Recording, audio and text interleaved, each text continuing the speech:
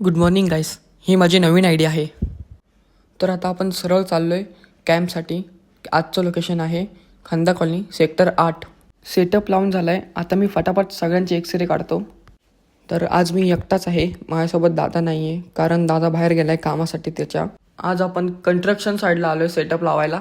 X ray काढता काढता सगळेजण मला विचारत होते एक्सरे का काढतोय आपण.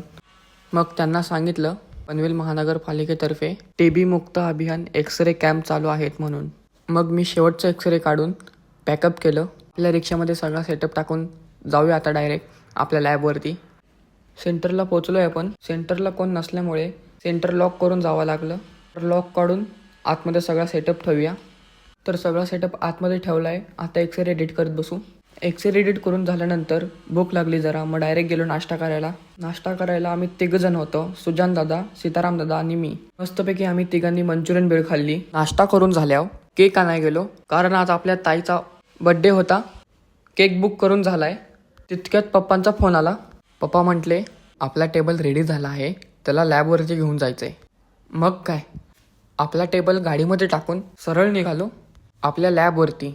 आपण आता लॅबवरती पोचलोय. आता आपण टेबल आतमध्ये शिफ्ट करूया. आतमध्ये टेबल ठेवल्यानंतर कळालं की हा टेबल नाहीये, बेड आहे. कारण आपल्या पेशंट्सला झोपण्यासाठी.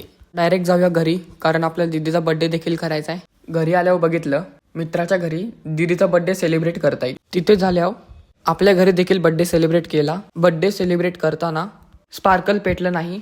पटकन पेटल्यामुळे मी आणि दादा घाबरलो. म्हटलं आता बड्डेच्या जागी दिवाळी साजरा करूया. बड्डे सेलिब्रेट करून झालाय. तर आजचा व्लॉग मी इथेच थांबवतो.